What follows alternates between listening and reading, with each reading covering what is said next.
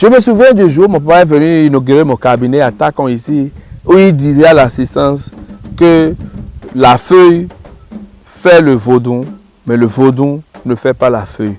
En fait, c'est une pure vérité. C'est pour dire que quand vous avez la feuille en main, vous avez un pouvoir.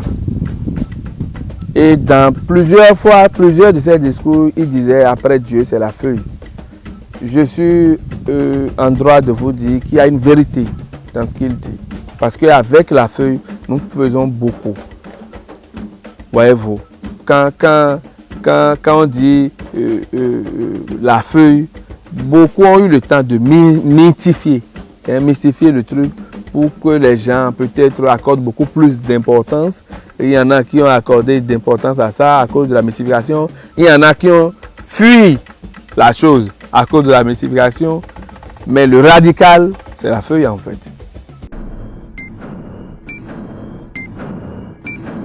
Dans toutes les professions, dans toutes les je dirais catégories de professions, il y a toujours ce que nous appelons les brebis galeuses. Il y a toujours ce que nous appelons les brebis galeuses, qui fait qu'il y a des gens qui mettent tout le monde dans le même panier. C'est vrai. Au niveau de la médecine traditionnelle, j'en suis preneur, il faut un assainissement aussi. Il faut un assainissement parce qu'il y a beaucoup. À partir de la lecture d'un livre, c'est riche en tradithérapie. Nous, dans notre institut, et surtout à la maison de la feuille, avant de tenir la garde, avant de faire face à un malade, il faut avoir fait 7 ans à l'institut. Il faut faire 7 ans de formation dans notre institut avant qu'on ne te laisse la charge de gérer le simple paludisme. Parce que nous exerçons en fait sur des humains. Nous exerçons sur des humains. C'est pas petit, c'est pas à négliger. Donc il faut faire extrêmement attention. Il faut connaître vraiment ce dont il est question. Surtout en matière de pathologie, quand vous y prenez maladroitement, c'est la catastrophe. Donc, au niveau de la médecine traditionnelle également, il faut un assainissement, je suis d'accord. Mais aujourd'hui, même la religion a fait que on a tendance à voir les traditionnalistes avec un mauvais œil. Je pense que c'est plutôt nous qui sommes les gardiens du temple. Et chaque peuple trouve toujours les solutions aux problèmes qui se posent à lui à partir de sa culture. Chaque peuple trouve toujours des solutions aux problèmes qui se posent à lui à partir de sa culture. Donc, que nous le veuillons ou pas, notre culture, elle est nôtre. Nous allons assainir le milieu. Et nous qui sommes dans ce métier, c'est vrai, nous sommes obligés de respecter les lois de la nature. Nous sommes obligés de respecter les lois de la nature. Et le respect de la loi des lois de la nature répond déjà au respect des 10 commandements de la Bible. Répond au respect des 10 commandements de la Bible. Celui qui arrive à respecter les 10 commandements de la Bible n'a rien à envier à celui qui va dormir dans l'église. Hein.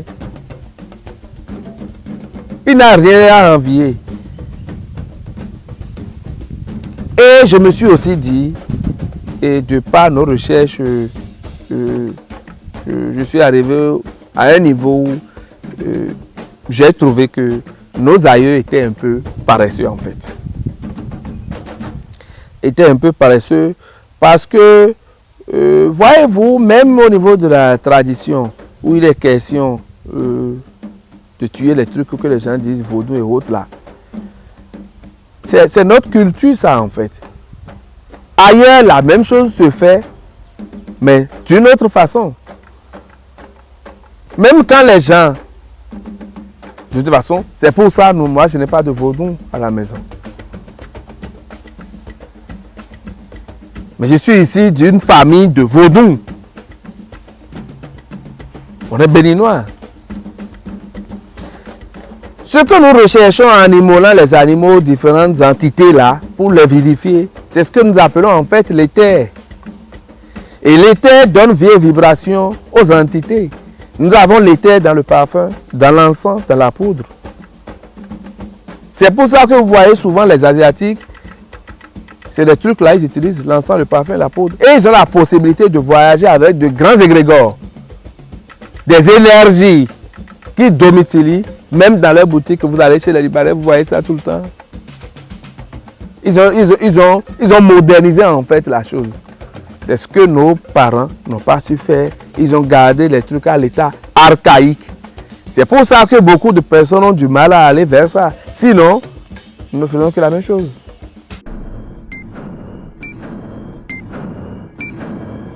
Dans le métier que nous exerçons, la confiance naît de votre efficacité en fait. La confiance naît de votre efficacité. Et la plupart du temps, et c'est pour ça qu'on interdit la publicité sur les médicaments, même en Europe c'est ça. Il y a des médicaments sur lesquels on ne fait pas de publicité. C'est le bouche à oreille. C'est le bouche à oreille, j'ai eu tel problème et au Bénin surtout, c'est le bouche à oreille qui a une publicité très efficace. Aujourd'hui, on a asserri le milieu médiatique par rapport à ça, sinon avant, vous ouvrez vous allumez votre radio tout le temps, c'est ça, c'est ci, c'est ça, c'est ci. La confiance naît de votre efficacité. Et comme je l'ai toujours dit, quand vous arrivez à poser un bon diagnostic, le traitement est facile. Et nous avons la chance, moi personnellement, moi j'ai la chance d'avoir des frères médecins conventionnels, pas des moindres, qui ont eu le temps de faire l'Europe, toute l'Europe, avant de venir ouvrir les cabinets ici. Et nous sommes en complémentarité directe avec ces cabinets-là, ces centres de santé, ces cliniques modernes-là, qui ont leur laboratoire, qui nous aident à faire le suivi biologique et clinique des traitements. Qui nous aident à faire le suivi biologique et clinique des traitements, ce qui fait que quand les pathologies viennent et qui sont incomprises, moi je oriente ça pour des analyses complémentaires. Et quand nous mettons les produits dessus, nous faisons le contrôle, on dit ça va, ça va. La médecine traditionnelle aujourd'hui ne peut plus évoluer comme dans l'ancien temps, à l'aveuglette. Nous avons compris ça. Et même quand on parle de la science, les scientifiques ne sont pas forcément des médecins. La science a mis aussi bien à disposition des médecins que d'autres secteurs d'activité, des appareils scientifiques capables d'aller vite.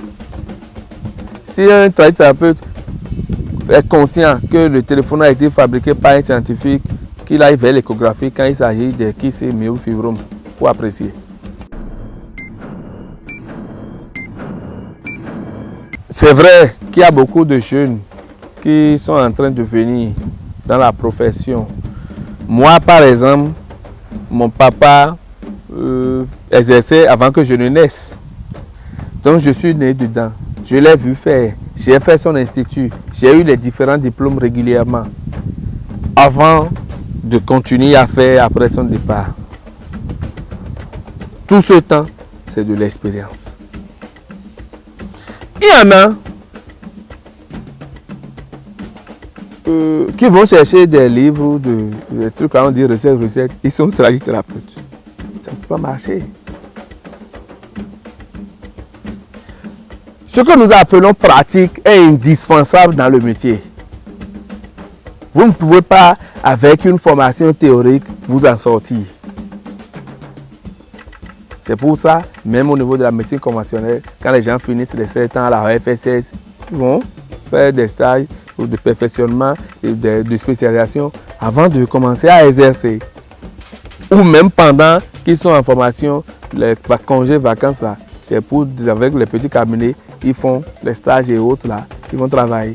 Donc, la pratique est indispensable. C'est ça en fait qui donne l'expérience. On ne peut pas, avec une formation théorique, faire de la médecine traditionnelle. Ça ne peut pas aller. Donc, et quand vous n'aimez pas les critiques, vous ne pouvez pas. Il faut être observateur, instruit. Aujourd'hui, il faut être observateur, instruit et le secret professionnel. Le secret professionnel dans notre métier est de mise. Aussi, quand vous êtes un thérapeute et que le pécunier vous intéresse trop, ça ne peut pas aller. Si c'est l'argent qui vous intéresse et qui vous amène dans ce domaine, vous allez peut-être faire fortune, mais vous allez vous faire une mauvaise image aussi par la suite. Donc, c'est une question d'idéologie. Et également, je me souviens du jour où, dans une petite discussion, mon papa me demandait le signe que tu as là, le signe de Fa là, ceux qui ont ce signe là, quels sont les métiers qui sont appelés à exercer. Donc, j'exhorte surtout les jeunes à partir de là. Quelle est la formation professionnelle à laquelle ils sont prédestinés? Voyez-vous, quand vous êtes prédestiné à cette profession et que vous rentrez dedans, rapidement, vous avez la possibilité de garder et d'améliorer les choses. Il ne faut pas parce qu'on dit que les thérapeutes ou les vaudous ont de l'argent qu'il faut courir venir là. La médecine traditionnelle n'est pas une profession d'arnaque. Et je parlais de déontologie. Je vais ajouter l'éthique parce que les gens disent que surtout au niveau des femmes, quand elles ont des problèmes de santé ou spirituels, elles vont vers les thérapeutes, c'est pour les prendre en mariage et tout ça. Ah oh. On a de ces cas-là que nous déplorons et c'est pour ça que j'exhorte les jeunes de faire preuve d'éthique dans la profession. Maintenant, au niveau de la restauration, ce n'est pas facile de gérer toutes ces comptabilités dans tous les cas. Si vous jetez le manche après la coyer, si au premier, je dirais, à la première difficulté, vous déposez les armes, vous n'allez pas évoluer. Parce que c'est stressant. Et il faut également de l'éthique à ce niveau. À notre niveau, quand les gens viennent choisir un animal pour dire c'est ça, il faut abattre, c'est ça vraiment, il faut lui abattre. Il y en a qui sont musulmans qui viennent ici, qui demandent à ce que ce soit un musulman qui tue l'animal. Il le faut. Il y en a qui exigent de ne pas manger, par exemple, les coqs, et c'est des poules, ils veulent manger. Il faut respecter ça. C'est pour ça que j'ai dit manger sain. Vous mangez ce que vous voulez et de la bonne façon.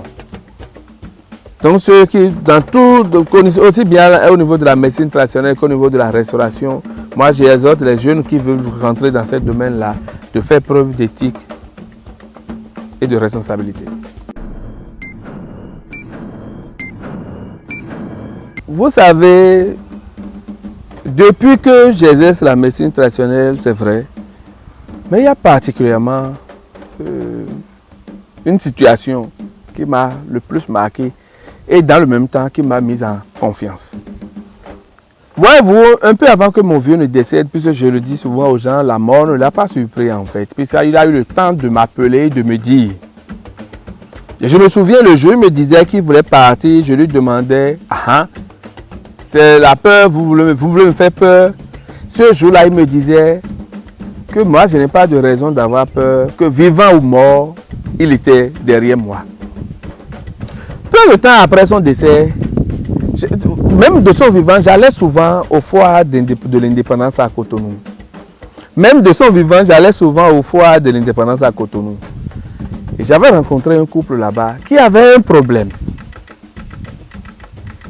J'ai mis tout ce que je pouvais comme produit. Apparemment, ça n'a pas donné le résultat escompté. Mais il faut remarquer qu'ils ont eu également le temps de faire tout le tour. Et ils sont allés me revoir pour me dire, ils ont fait comme j'ai dit, le résultat est statu quo. Je leur ai dit de me laisser un peu de temps, je vais y réfléchir. Je pensais même interpeller mes frères médecins sur la question.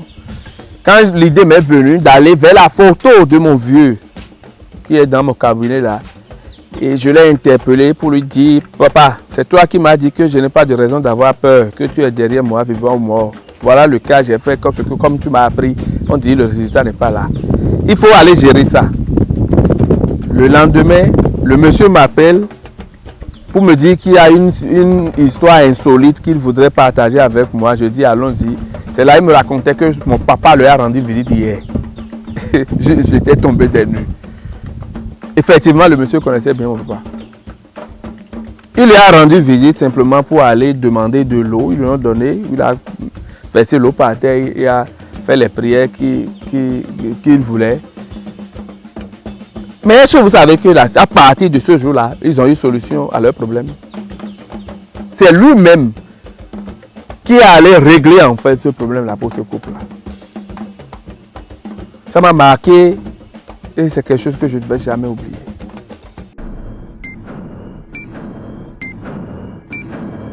Je remercie les amis de la presse, mes amis journalistes. Je vous remercie beaucoup pour le temps que vous nous accordez.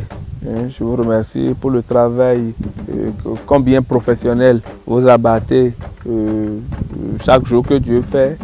Et je remercie surtout mon papa, Feu Philibert Kossi-Dossio-Vo dit la feu dans le fétiche, qui a su m'enseigner les béabas en fait de la médecine traditionnelle, avec toute sa rigueur, qui m'a formé, façonné, modelé. Je suis fier d'être un produit de ce monsieur-là en fait. Et je remercie également les différents collaborateurs de mon papa qui nous ont formés à l'Institut. Parce qu'à l'Institut, on avait beaucoup d'encadreurs. Les monsieur Gauguin, de Kamenholou, Sovicende, et Gambada, Ouglo et autres là. C'était nos encadreurs avec le doyen de Suovo. Je remercie tout ce monde-là qui ont fait de moi ce que je suis. Et je remercie les patients, surtout eux, qui ont eu confiance en nous et qui continuent d'aller vers nous, qui nous posent leurs problèmes. Et Dieu aidant, nous leur apportons les solutions. Je remercie tous ceux-là. Et je remercie pour finir les clients du restaurant Manger Sain, ceux qui bravent, surtout en ces temps où la voie est un peu difficile, viennent jusqu'ici pour venir manger, surtout sain, manger sain, le lapin, les cailles et autres là. Et je les remercie d'avoir confiance en nous, d'aimer, d'apprécier nos mets, de divulguer l'information pour que chaque jour que Dieu fait, il y ait un nouveau client de plus. Je remercie tout ce monde-là et je ne saurais finir sans remercier le ciel pour toutes les grâces qu'il m'a accordées jusque-là.